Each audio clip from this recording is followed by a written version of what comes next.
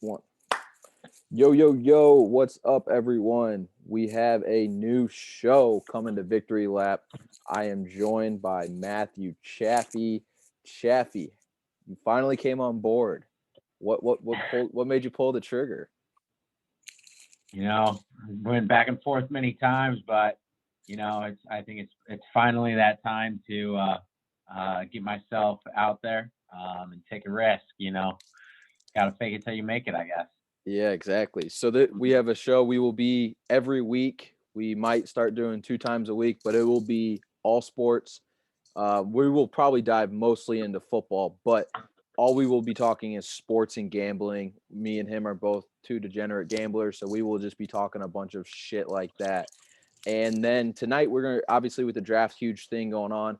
We're gonna talk everything NFL draft, what props we like, where we think is gonna go, who we think is gonna go where, what trades we think could happen, anything that could happen tomorrow night and the rest of the weekend that we both feel comfortable with, or what prop, like I said, what props we like maybe in the first round, maybe after that. And then we're gonna start off the show. I was listening to Unnecessary Roughness, shout out Barstool, Brandon Walker. He did a thing, top 5 college football helmets a few weeks ago, and it kind of made me think. I was like, you know what, I like this. We both love college football, and his list was interesting. I liked it, but um, so we're gonna start the show off with that, and then go full blown all NFL draft stuff. So we're gonna list our top 5, and then after we both give our top 5, we can discuss. And after at the end, if we want, we can give some, maybe some that we felt could have made it. So you want to give your top 5 first? Absolutely. I'll start it off at number one. I wouldn't call myself a fan of the team, but I think ND has to be number one. That golden helmet, it's just special. I think anyone that doesn't have that helmet in their top 5, I think their list needs to be thrown out into the trash can. Right after that, got to stay in the Midwest. Got to go up with that team up north, the Michigan Wolverines. That's a classic helmet. Following after that, going to go with USC. Sticking with the Blue Bloods here, clearly. And then number 4, Texas. I really like the Longhorn. And then I kind of got an interesting one with my 5th one. It's going to be kind of out of left field. Speaking of Brandon Walker, he definitely would not like this one, to say the least. It's his rival. But the Ole Miss Royal Blue helmet, I think it's a classic ever since the first time I saw them wear it. Got to be honest with you, it might be my personal favorite in college football. I stuck with some traditional college football programs with, of course, the top 4. But my personal favorite is that Ole Miss Royal Blue helmet. It is sharp, especially when they rock those Royal Blue jerseys. Could have put Alabama, Penn State in there, but if we're just going strictly off helmet, those are too bland for me personally. Yeah, so I agree with you on the Notre Dame. I think they definitely are top 5. Ole Miss, they do have solid ones. And before, when we were discussing back and forth what the criteria was, there's a lot of cool helmets that teams wore one time. Like we tweeted it on our main account, and like people were sending me back like a few like Navy and Air Force ones that were sick as fuck. But like they only wear it one time. It's not their normal helmet, so they have to be wearing it consistently to make the top 5. All right, so we do have a few similar. My number one is actually Texas. You had them at 4. I like the Texas orange. I like the horns. I just think that helmet is amazing. And then my number two is Notre Dame. So I agree with you that I think it honestly, I almost think like the new goal that they have, I think is insane. It's sick. I think that has to almost be in your top 3.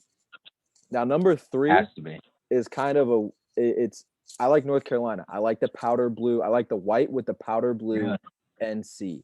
I do not like their dark blue with the powder blue. It has to be their white with the powder blue. That's the one I like. And then similar to like the classic powder blue Chargers jerseys. Yes, it has to be that one for me. That's the one I'm putting in there. And then number 4, I have Miami. This is only because I loved like the 30 for 30s. It made me fall in love with that helmet. I don't know what it was, but those 30 for 30s, the U, everything like that. It's all about the U, all that shit. it made me fall in love with that helmet. So that's my number 4. And then my number 5 is another specific one, just like North Carolina. I like the Florida Gators white helmets with the blue Gators / the blue F symbol that they have. It has to be that one. I don't mind their orange ones, but like their blue ones I do not like, but the orange ones I do like. And then you mentioned a few others. One that I feel like I do like too, Tennessee. I think it's just like Texas, but it's just a T, so I wouldn't have them necessarily in it. Florida State, I do like their gold with the Seminole.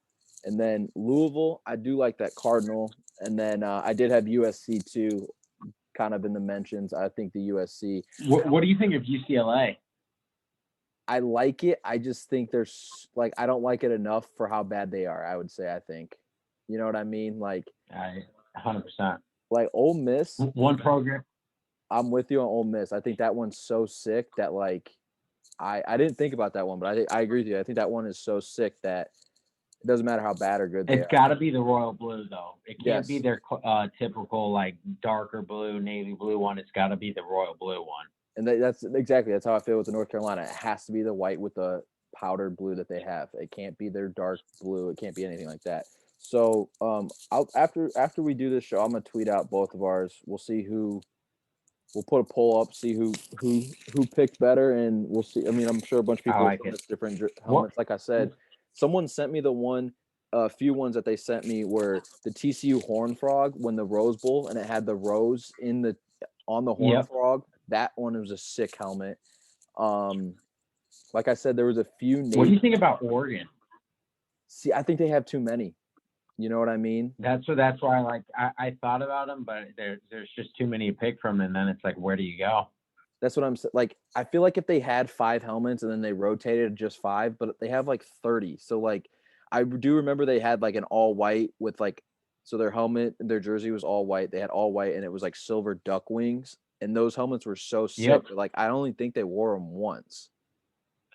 But exactly. Yeah, don't they wear like different set of uniform every game? Yeah, that's what I'm saying. They might wear the same helmets, but they don't pop the same if you're wearing every different uniform. But yeah, the TCU. Exactly. This guy said a TCU one. It's the Horn Frog with the rose in his mouth. I thought that was sick as fuck. Obviously, they only wore it for the Rose Bowl, but that one's sick. For the Rose Bowl, yeah. Mm-hmm. And then there's a few people sending Navy and Air Force, and they had some sick ones. I'm sure Army has some sick ones when they have the the Army Navy game. But then like I agree with you. I don't really like Alabama's like in terms of like it's just too basic for me. I think Penn State's look sick if they're in the all white uniforms. Exactly. Yeah, like those I think those can only answer the discussion when you take their whole uniform into account. If we were doing like top 5 uniforms. 100%. I agree with you 100%. But yeah, I was thinking about Notre Dame number 1. I do think Notre Dame's 1 or 2. It's just that their gold it's so sick nowadays. So it is. It's an eye grabber. 100%. So all right, I'm curious to see what everyone else says. Yep. Hopefully, people, if you tweet us what helmets you think should have made the top 5. But let's move on. NFL draft tomorrow night. Huge draft. I don't know why. It felt like this year it's been the longest wait for the NFL draft. But oh my gosh, yeah. It just felt like forever. So we're going to start. You're going to give the top 10. I'm going to say if I have anything different than your top 10. So you give your top 10, and then we'll go from there. We'll give props. We'll give trades. But you're going to give your top 10 as if there are no trades. Yep. So this is pre-Broncos Panthers obviously could make a trade or whatever, but this is assuming no one makes a trade. So no assuming no trades. This is post Bridgewater trade to the Broncos today. Mm-hmm. And pretty much like Mike said, we're going to do it without any trades, but I definitely do think there will be some movement, but without any trades at this point in time, these are what I believe the top 10 are going to be.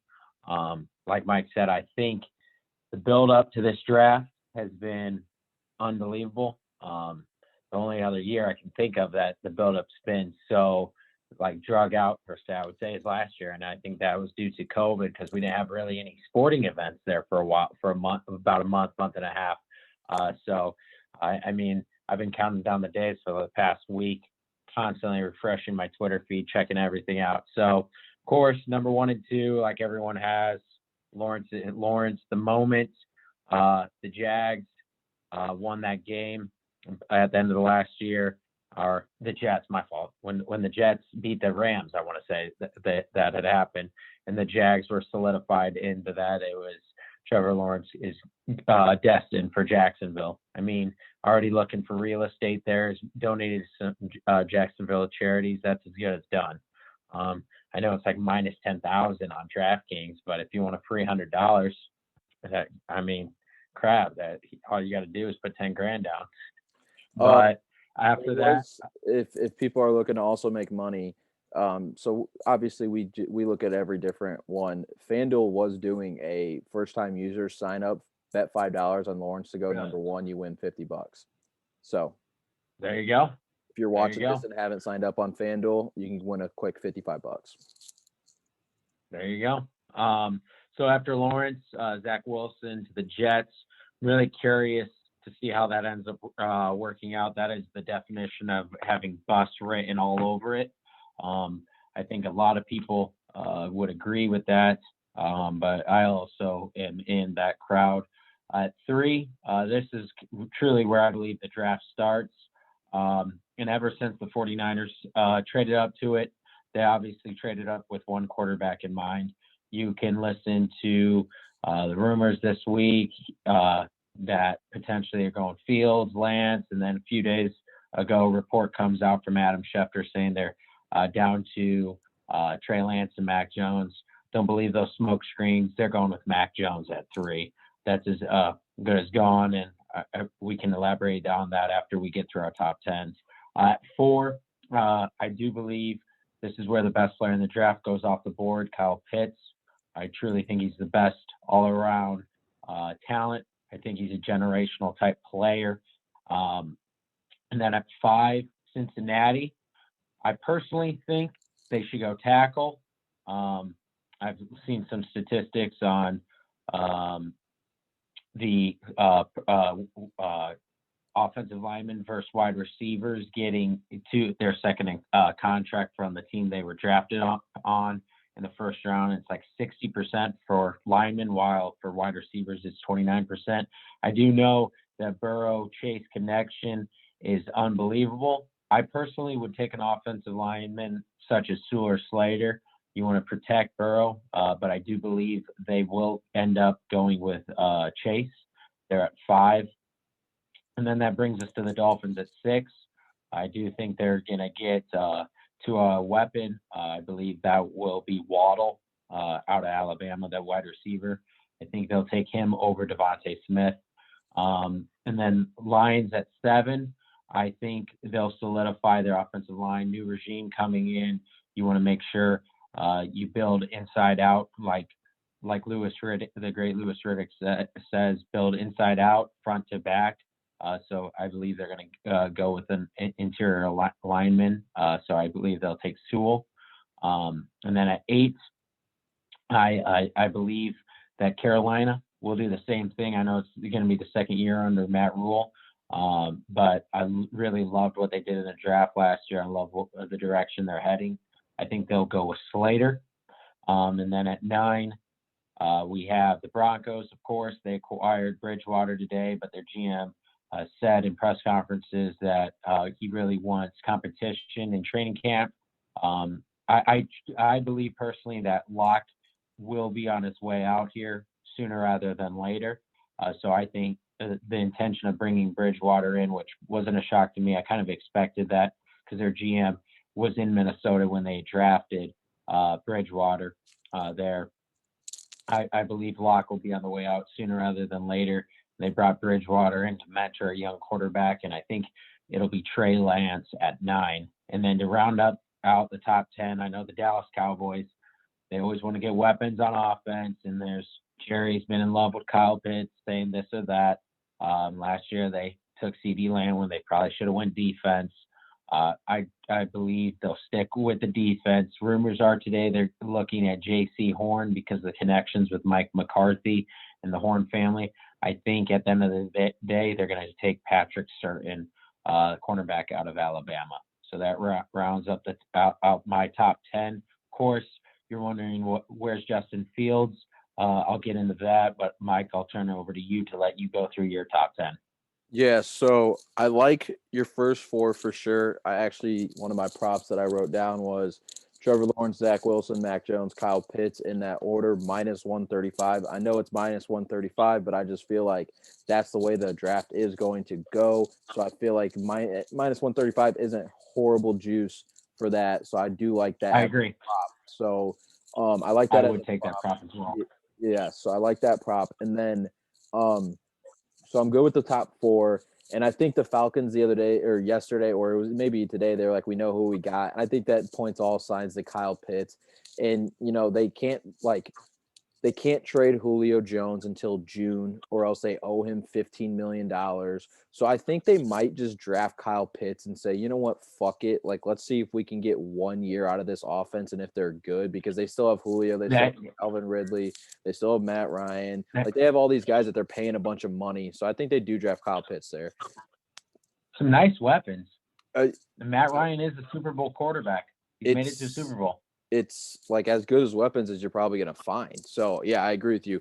And then number 5, I do think Jamar Chase is a solid choice. But honestly, I think the Bengals are going to go with Sewell, the offense tackle from Oregon. I just think it's great. Like how bad Burrow looked last year. A lot of it was the offensive line. Their offensive line was so bad. And it'd be nice to get Jamar Chase, but he's not going to have any time to throw if they don't draft an offensive lineman here. That's why I do think they go with an offensive lineman. And then 6, that would just bump Jamar Chase down. I think Jamar Chase then goes to the Dolphins, which, I mean, that's a huge pickup for Miami if they can get him, if it does fall that way. And then 7, I think that just bumps where is he? Slater up to 7, because I agree with you. I think the Lions are going offensive line, and they're not going to be like Slater and Sewell. Like those are 2 great linemen, 2 top 10 picks. So the Lions I would be shocked if one of those guys falls out of the top 10. That's what I'm saying. So the Lions sitting there, they're not going to let him slide. I personally would not think. I think the Lions they're looking to go offensive tackle. So I think Slater goes 7, and then 8. Who'd you have at 8 again? 8, the Panthers. I had Slater because I had Sewell going at 7 to the Lions. Okay, so 8, I actually think they'll go J.C. Horn. Okay. People have said him over certain. I think people are too high on J.C. Horn. I honestly just think it's like if I'm drafting, I would draft certain. Like I think it. Okay. But I could see if the draft plays out this way, the way that I have it right now, obviously no trades, nothing. I could see Carolina then going Waddle at 8 if he's there. Okay. Yeah. So get a weapon. Yes. And then 9, did you have Trey Lance to Denver? Yep. Yeah. So I think I agree with that pick. I do think like them getting Teddy Bridgewater does not mean at all that they aren't going to draft. All they gave up was a 6th-round pick. Yeah, so like the only thing I could see is maybe they draft Surtain from Bama, but I think that they're going to draft Trey Lance. I think Trey Lance has kind of made a ending push and probably a good chemistry with them. And then 10 with the Cowboys. It'll be interesting because I agree. I think 10, yeah, I agree with you on Surtain. I think he goes, I think I pronounced his name 3 different ways each time I've said it, but you have. I think he goes 10 to Dallas. It's like learning a foreign language. I know. I think he goes 10 to Dallas too. So I agree with you there. Okay, let's rattle off some props you like then. Yeah. So you want to go props, or you want to talk through potential trades or other things first? Yeah, we can go with potential trades. Yeah. Who do you think potentially could get trades? Yeah, so that's the top 10 I gave, that was without any trades. I do like how Mike mentioned. The one other thing I think how I gave my top 10 that I could change is where that 5 pick is. If Bengals do go offensive lineman, I think they would take Sewell, and then that would push Chase to 6. I do think then Slater would go 7, and then Carolina. It gets really interesting there. I think that could even push them even more into more of a trade situation if the draft were to play out that way. But anyway, Yeah. a couple trade spots that I see specifically in the top 10. Definitely could see Atlanta moving out of 4, but I think their asking price is going to, at the end of the day, it's going to be too high. San Francisco coming from 12 to 3 kind of paid a king's ransom to get up there. So coming up to 4, I mean, I could see Denver moving from 9 to 4, but are they really going to be willing to sacrifice at least another first round pick? They'd have to give up probably next year's first round pick and the 9 pick and probably another first or second rounder. So I don't really see that. Where the first team that comes to mind that I could see trading out is the Lions at 7. I could see them potentially moving back to a team there in the early teens, whether maybe it's the Chargers. They really want Sewell or Slater because they really need offensive tackle. They move up to 7, give them another pick. Or maybe it's the Patriots jumping up to the Lions at 7. At the end of the day, I don't think that'll be the team that is most likely to trade out of the top 10. I think it's Carolina. They're at 8. I do believe the Patriots could move up to 8 and have a trade with Carolina, and that's where the Patriots move up, grab Justin Fields. But the one that I think is most likely to happen is, I know Dave Gettleman, the GM of the Giants, is notorious for never trading back. Well, this is a year of a lot of funky stuff. I do believe Patriots move up to 11, swap with the Giants. Giants drop back to 15.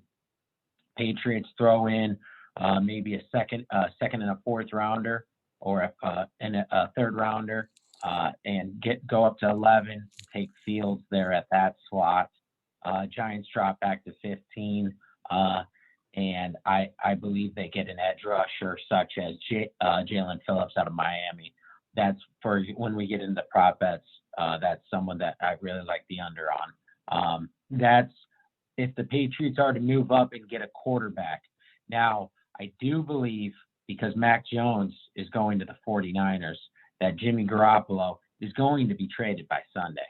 Whether it's during the draft or after the draft, Jimmy G is going to be traded. And I think I can see it, him going back to New England for a late round pick.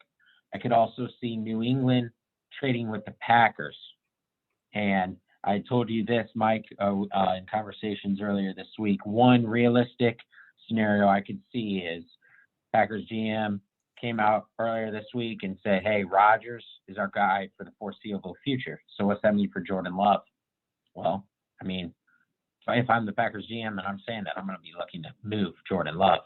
So why don't the Packers offer their pick, I believe it's pick 29, throw in Jordan Love and a fourth round pick, and move up to 15. Patriots drop back to 29. They got their quarterback for the future, sit behind Cam for a year. They got pick 29, so they can assess a need there. They get an additional fourth round pick. Packers come up to 15, and they get a wide receiver. First time in Aaron Rodgers' career where they draft him a weapon on offense in the first round. How shocking is that? Never in his tenure as the quarterback of the Green Bay Packers have they got him a weapon in the first round. Speaking to that, I really like Packers first pick to be a wide receiver plus 150 on DraftKings. On FanDuel, I believe it's plus 180. But I could see them coming up to 15 and grabbing Devontae Smith.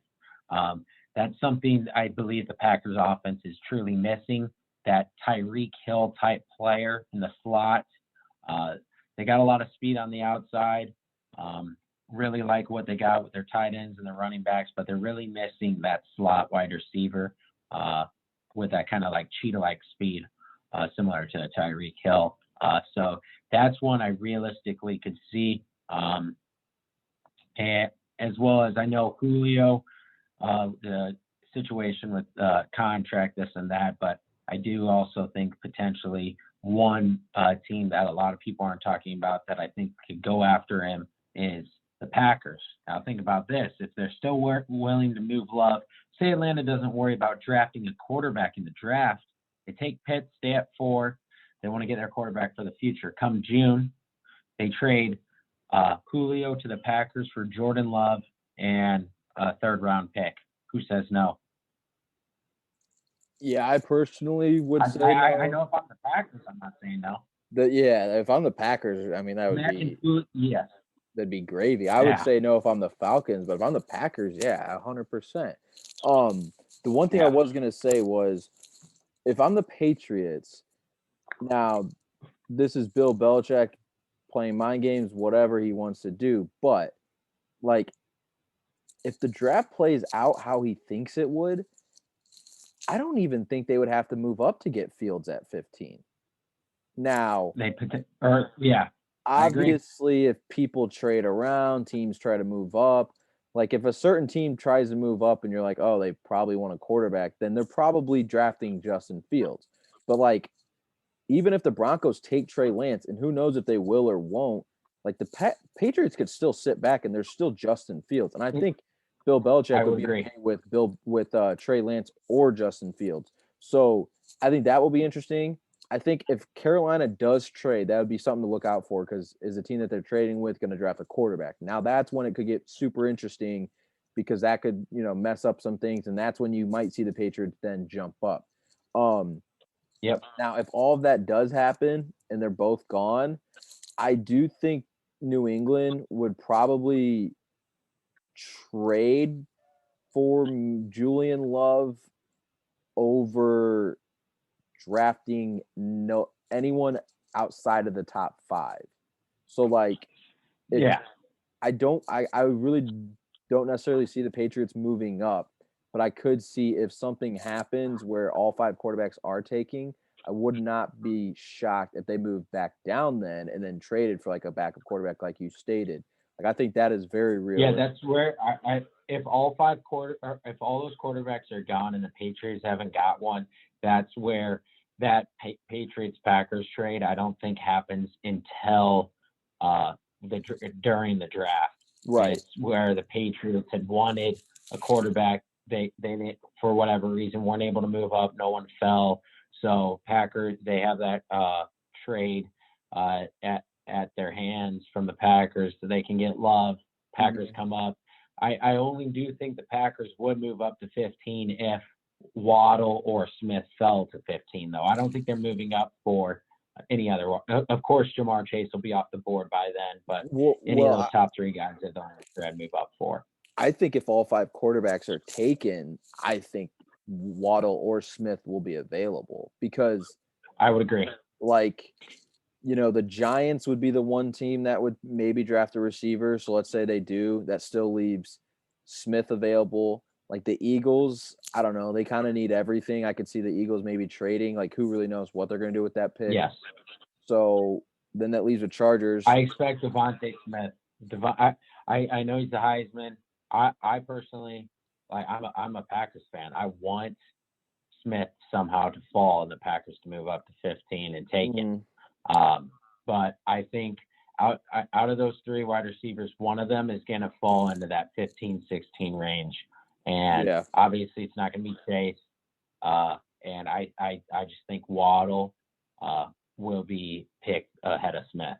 Yeah, and then you have like the Chargers and Vikings. Probably, like, I would be shocked if either of them traded their 1st-round pick, and neither of them are going to draft a receiver. So yeah, Chargers are going offensive line for sure. If Slater falls to them, that is their dream scenario for the Chargers.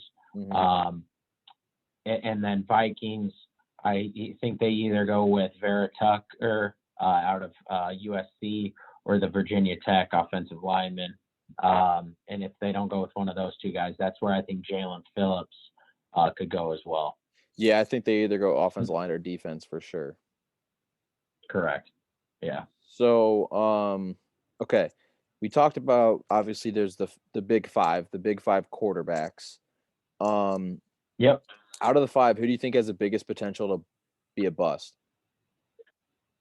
I think a lot of it has to do with depending on the situation they're going into.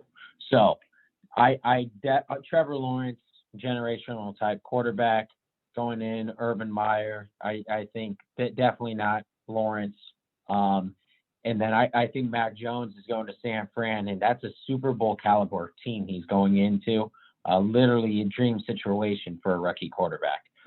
So say it's not him, whoever else it would be, I would say most likely also not to bust. But so far, Trevor and Mac least likely to bust. I truly think it's Zach Wilson, because I think at the end of the day, I think Fields ends up a New England Patriot. Just sounds right, and that's going to end up being a home run, and we're going to be looking back on this come the end of the weekend. It's going to be like, yep, here New England's coming back. Here they are. Yep, that of course they got Fields, and then I think Lance is good. It just depends where he falls, but I would definitely put Wilson at the top of that, and it has to do a lot with the organization he's going into.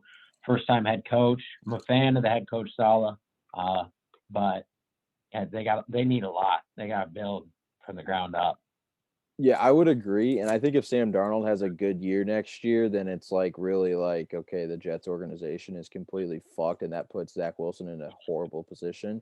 And also, like, Absolutely, like we saw this with, like we've seen this before, like, everyone rips on the Bears for Mitch Trubisky, but a lot of people had him as the number one quarterback. It wasn't even a debate. Like, we've seen this with a bunch of guys, and like, Todd McShay talked about on Part of My Take the other day, these guys who do not play a lot of games, like they tend to not be that good in the NFL. And Zach Wilson in reality has only played like this COVID year, which is like 10 games. And then like, I want to say it was like half of another year or maybe 3/4 of another year. Like he doesn't have that many games. And also like this year, like, yeah, he looked great, but like they played Coastal Carolina. He looked iffy. Like he didn't look great against like the best defense they played, and that's Coastal fucking Carolina. And same with Trey Lance, which is like he has like basically a year and a half of film. So like those are like interesting thing to look at. Like I think the way Justin Fields is falling, I think he's going to fall into a good situation. So I don't really think he's going to be a bust. And I agree with you on Mac Jones because like now one thing I will say is like this is like a make or break pick for Kyle Shanahan because you've heard all the rumblings like it's the organization. Yeah.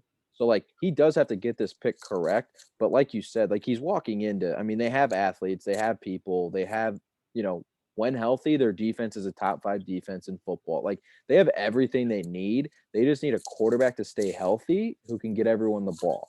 So if Mac Jones can do that, he doesn't even be that good. He will just look that good though. So, and then Lawrence. That's why I mean, looking at the Mac Jones pick, everything points. I mean, we could go into massive detail on why Mac Jones to the 49ers is the pick. It's always been the pick since they moved up. I don't care what the smoke screens. I don't care what they have said, this or that. Do they take any of the 5 guys? I trust that once they moved up, it was because Kyle Shanahan likes Mac Jones. He likes his intangibles. He likes his smarts when it comes to the X's and O's. He sees a Matt Ryan, but a Matt Ryan on steroids. Kyle Shanahan was Matt Ryan's offensive coordinator in Atlanta. Think about it. He had Jimmy G. Like, if Jimmy G could stay healthy, he's 10 times. He's going to be 10 times better than Jimmy G. For sure. And then like Trevor Lawrence, I think is damn near just playing with house money, regardless of how you put it. Because like, I think Trevor Lawrence is going to be good, and I think he, like you said, he is a generational talent. But like, he's coming with a guy who's never coached in the NFL, and they are the worst team. And I think this whole organization know that they're 3 to 4 year build. So like Trevor Lawrence isn't going to catch heat if he's not looking the best in year 1 or 2, which a lot of people do not get the benefit to do. So exactly, like he gets to grow. So I think he's okay. And then, like I said, Justin Fields, I think he's just going to end up in a good situation. If he's with the Pats, like he might be a bust, but a bust with the Patriots and Bill Belichick isn't going to be the actual bust that we think of. So I think it's either Zach Wilson or Trey Lance. Moving on now, what quarterback after that? So basically the 6th quarterback. Like, who do you think will be the 6th quarterback taken? / who do you think should be the 6th quarterback taken? I personally, so pretty much what we're looking at is Davis Mills out of Stanford, Kyle Trask out of Florida, and Kellen Mond out at Texas A&M. I personally think it should be Kellen Mond. I think it will end up being Kellen Mond. Kyle Trask, he's limited in the pocket. Davis Mills has injury concerns. Out of the three of them, Kellen Mond has the highest over-under. I got it at 86.5 on DraftKings about a day and a half ago. It's down, last I checked a little bit earlier, it was 80.5. Still like the under, I believe. Worst case, he goes late round 2. But I do think there is potential for one of these guys to squeak in at the end of the first round. I wouldn't take any of the three at the end of the first round, personally. But I could see one of them squeaking in there at the end of the first round. Yeah, so I What about agree. you? I think it should be Kellen Mond. I think Kyle Trask, like, yeah, he looked good, but like, I don't know. Last against Oklahoma, I know they were missing a lot of people, but he looked like absolute trash. Like, I don't know. I'm just Yeah, like, I think he's just your classic 10-year NFL backup quarterback. yeah, exactly. And then like Davis Mills, I don't know. Like a lot of people are pretty high on him, and like, David Shaw, Stanford's head coach, like kind of spoke highly of him. Like, hey, he's like one, other than Andrew Luck, he's probably the best quarterback we've had. It's like, dude, then why were you so fucking bad at offense for 4 years? Like, are you that bad of a coach then? Like, that doesn't make much sense. I know he's injured and whatnot, but he did play his handful of games. I just don't think he's that good. So I would say Kellen Mond, but the way it's looking, I bet Davis Mills is honestly the first one drafted. Yeah. But yeah, I think Kellen Mond, I don't know. I think his progression, like he's improved quite a bit since his first year starting. So like I think he's on his way up. Any other draft tidbits that you want to say before we get into some props we like? No, I'm just curious, kind of. I'm pretty confident on how that first 15 picks will go, but I think it's going to get really interesting looking at a lot of mock drafts. Once you get into that Vikings territory, that 14 through 28-ish, there's so much varying takes on a lot of edge rushers, cornerbacks, Farley's situation at Virginia Tech, when the first running back goes. I'm very intrigued to see how the rest of the first round plays out. I think for the most part, everyone has a good idea how that top 10 to 12 picks are going to work out. And there's pretty much 2 or 3 scenarios of that. And then also dependent on if anyone moves up. One question I do have before props is, are there any teams you could see that we haven't talked about move up and take a quarterback, such as the Bears, the Redskins, the Saints? I know I've seen those 3 teams mentioned. Out of those 3, what would you say? I don't think I'd see the Washington football team. I think the Washington football team is just gonna build their team and then attract a free agent and just be like, look, we have this insane defense. We have weapons. Like, you come sign with us, you can be, our starter. Like, I think they're just going to continue to build their defense, to be honest with you. I could see the Bears. And I've heard with Fitzpatrick? What's up? Yeah. Well, I'm saying just for this year. Yeah, this year. Yeah, definitely. And the Bears, like I've heard Big Cat say it, which I kind of agree with. Like, he's like, this is probably Nagy and Pace's last year. So, like, they probably want to make a splash. Like, let's say they trade up and get a quarterback and Andy Dalton sucks and their quarterback comes in and plays well the last 6 games. They might not get fired just because, like, oh, look what we have to build for. So I would say out of those 3, I think the Bears have the best. I could see them moving up into that 8th spot with Carolina. Yeah, because I think New Orleans, they did sign Jameis, and I think Sean Payton's so in love with Taysom Hill that he's like, if Jameis sucks, I'm just rolling with Taysom Hill the whole time. You know what I don't think he'd move up to waste a pick. So I would probably say that New Orleans is the least likely. I would say the Bears are the most likely. I wouldn't necessarily be shocked, though, if Washington football team didn't, but they would probably be in the middle. I would, yeah. I definitely think that the Bears are the most likely of those 3 teams. Speaking of that, I misspoke and said the Redskins are. Is Washington planning on bringing a mascot for this year? I haven't actually. No, looked this into year that. I'm pretty sure they already announced this year they're staying the Washington football team, and then they might change it after next year. But it sounds like they might just keep Washington football team. Like that's what they're gonna go with. So That's kind of badass in a way. I don't hate it at all. Like Yeah, not bad. it's different. Yeah. Yeah. What I was gonna say too, of you saying like we kind of know how the first 12 or so picks are gonna go. I would agree, but if Carolina trades and we don't know who they're gonna trade with, that's where I think the draft could get really crazy and could go in a bunch of different places. Because if Carolina trades with someone and Denver and they take Trey Lance and Denver doesn't like a quarterback, does Denver trade back? Like I think there's so many different scenarios after that if Carolina does trade. If Carolina keeps the pick, Yeah. I think it does stay like pretty, like you said, we kind of know who's going where until those like 13, 14 picks. But like I think with Carolina trading Teddy Bridgewater, they only got a 6th-round pick, but like they have Sam Darnold already. I think that's where like right at that pick we'll kind of know how crazy the first round's gonna be. Is it gonna get crazy early on? So like because then like if Carolina trades, does Denver stay? I could see the Giants, as you mentioned, or the Eagles trading. Like I think it would have such a ripple down effect that like we don't really know what the fuck would happen. That would get super crazy. Yeah. It would be real crazy if the Niners took Kyle Pitts. That would be insane too. Yeah, I agree. That would be wild. That would, yeah. Oh man, but yeah. All right, yeah. And So I'm excited. I'm excited. I'm excited too. And now that like we're talking about it, we have this podcast and everything. I don't ever really look forward to the draft ever, but like these last 2 years, last year we kind of did like a live show and whatnot. We talked about it all week.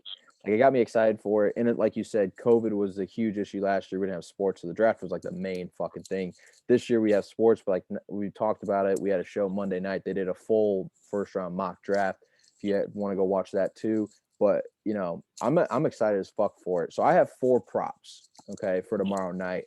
My first prop, and this is more so because I got it at plus money, and I almost just hope this guy goes in the top 10. But I have Devontae Smith under 11.5 picks plus 115. Does he? Whoa. I don't know. Probably not. He probably falls to like 12 or 13, maybe even further down. I just like Devontae Smith. I respect him. I mean, the dude's small as fuck. He's out there killing every fucking football team in college football. So like, hats off to him. And I hope almost more. And then I saw plus money, so I was like, all right, you know what? I'm gonna fuck it. I like that prop. So I have that. I have Jeremiah Owusu-Koramoah from Notre Dame. I probably butchered that pronunciation, but pretty smooth to me. That was pretty good. But under 19.5 minus 112. I think if the Washington football team does nothing and stays pat at 19 and he's still there, obviously you win the bet if he's not still there, but I think there's no way he gets past the Washington football team if they stay with that draft pick. So I like him there. And then I alluded to it earlier. I have in this order Trevor Lawrence, Zach Wilson, Mac Jones, Kyle Pitts, minus 135. I like that a lot because I think that's the way it's going to go. I think Atlanta, unless they do some wild thing and they're just lying to everyone saying that, but I truly believe that they are going to draft Kyle Pitts and kind of run it back. We talked about it. Julio Jones with the $15 million thing in June. I think if that wasn't a thing, I think there would be a huge chance they would package the first round pick and Julio Jones, trade somewhere. But I think that 15 mil, it's so much money, and like you're just going to be ass. It's like, why not just keep Julio for your another year, and then next year you can trade him off if I don't even know if he has another year, but if he does, I don't think you owe him you have to wait or the trigger dates or whatnot. So I like that. And minus 35 is like pretty big. I honestly would have liked it up to minus 150, but you get it below minus 150. So I think that's good value. And then my last one is Najee Harris under 27.5 minus 138. I'm a Steelers fan, and I personally think there's no way he gets past the 24th pick. So I think for sure the Steelers take him if he's there. Unless somehow there is – who's the guy I was looking at? Unless somehow Micah Parsons is somehow there, I do not think he gets below the Steelers. Okay. Interesting. So those are your props. Those are my 4 props. Yes. Okay, so I have a little bit more of a substantial list. A lot of these juices since changed. I won't give them all just because it would it's too substantial and too much to keep track of. So I'm gonna pick my favorites. I'm gonna tell you a few that I already locked in. Unfortunately, can't get a few of those at that same juice anymore. About a week and a half ago, I took Mac Jones as going third overall. Got him at even money, 1-1. That is my favorite play, Yeah. by far. I've been checking DraftKings, FanDuel, every site, every day, constantly, because it's a max play for me, to potentially hedge on another guy. But he now is sitting around the minus 300-ish range. At that point in time, I was hunting all sites in Indiana, since gambling is legal in Indiana now, of course. Well, how I tell people is I don't gamble, I invest. So these are investments in my eyes. It's all about that ROI, baby. On Win last week, I was hunting some lines, and they were offering a free bet. I just downloaded Win, actually. Got a free bet on draft order of Jones, Fields, Lance, plus 450. There can be picks in between, just quarterbacks in that order. If it goes Jones, Fields, then Lance, plus 450. And then if it goes Jones, Lance, Fields, I also put that in and got plus 1,500. So I got both of those. I think if Jones obviously goes third, I'm going to make a boatload. If he doesn't go third, I'm going to be not the happiest camper at the start of the draft. So just wanted to highlight that. Few others I like.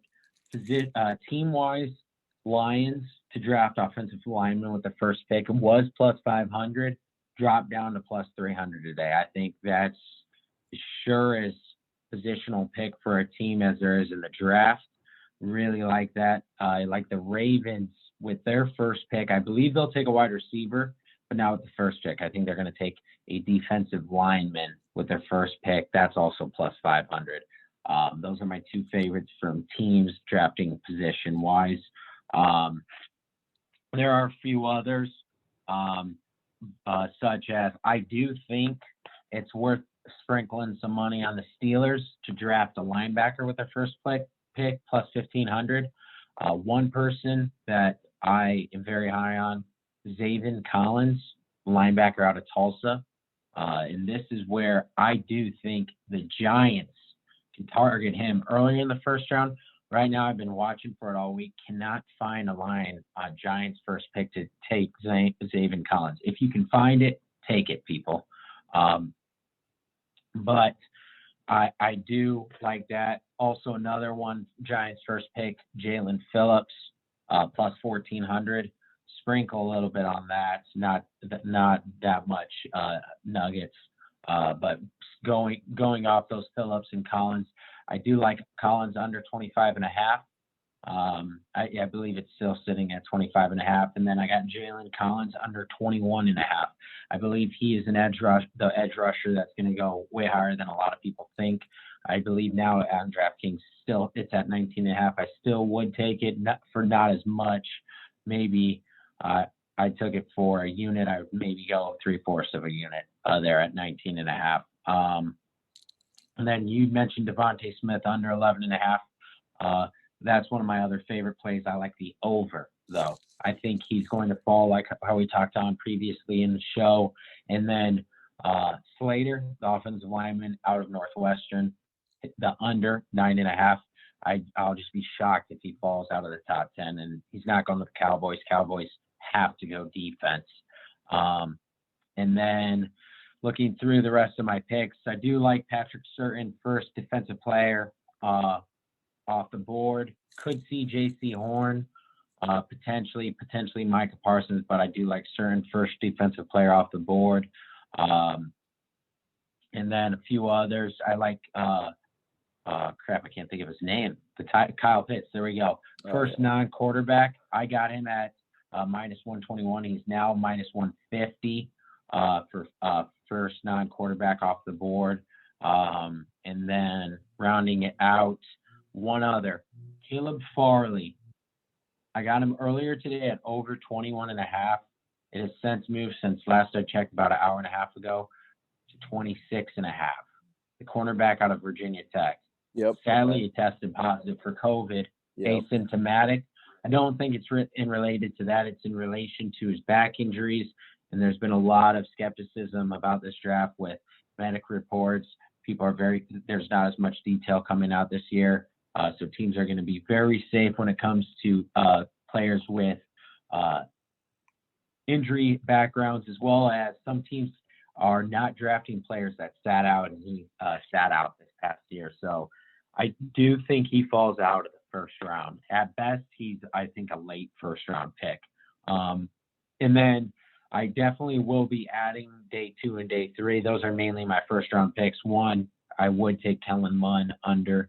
It was 86.5 yesterday, but it's down to 80.5. I'd still take the under on that. One thing I am disappointed though is there's not many props on players to be drafted by a team this year. Yeah. Like the only ones I'm seeing is Justin Fields or Trey Lance, or then if you pick the team, it's the Eagles, Giants, and Broncos. Mm-hmm. So he's mentioned he'll make day 2 and 3 picks.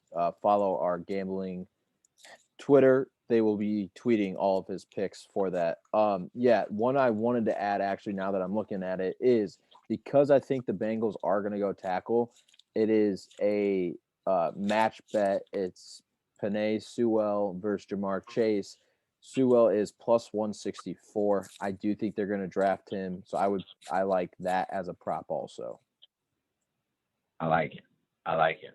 Oh, and then one other one I didn't mention, I haven't locked it in yet personally, but I think I'm going to, is Packers wide receiver first pick. I think it's about time they get a wide receiver. Yeah. I'm very curious about how many running backs that go, though, in the first round. Javonte Williams, watch out for him. I think he's going to go a lot higher than people think. I got him at under 39.5. It was a little late. Could have got 42.5. I think he could squeak late in the first round. I can see the Steelers taking him if Najee Harris is gone by 24. Yeah, I agree with that. Yeah, if you're looking at that, if you feel confident, like I feel confident the Steelers are going to draft a running back, you can get bet position of Pittsburgh Steelers first drafted player. Running back is plus 130. I think anything plus money and with the running back is a good choice. So, all right, those are all of our props. We will tweet them all. We will be basically live tweeting all the draft tomorrow, but all of our picks will be uploaded on Twitter. So you don't, if you want to, it's a lot. We said a lot of fucking shit, so it'll be all right there for you to see. They'll be tweeted well before the draft starts. But all right, that's show 1. Hey, what's up? Before we go, one other pick, not NFL draft related, Valspar down in Florida this week, Palm Harbor, Justin Thomas. 11 plus 1100 on DK. Okay. Hammer JC. He likes Justin Thomas this week. R71. So like I said, all those picks will be on our Twitter. But this will be a weekly occurrence. We might go to 2 shows, especially during football season. We'll go to 2 shows with this. We're talking everything gambling. So if you have any questions gambling, anything you want us to talk about, just fucking DM us, comment on this, do whatever you want. Let us know topics you want us to discuss. We're going to try to include one of those, like we did the top 5 helmets. We're going to try to include something like that every week because I think that shit's fun. And, we fucking love college football so much. So we might do college basketball, college football, whatever. But episode 1 in the books. Like I said, we will tweet everyone so you can keep track of how we do, how poorly we do, or how well we do. Hopefully we do well. But all right, we'll see everyone next week.